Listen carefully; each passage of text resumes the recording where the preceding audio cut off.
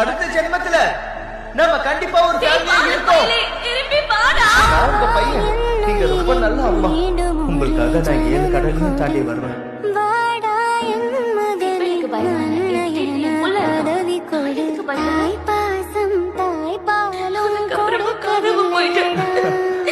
நான் எங்க போறேன்?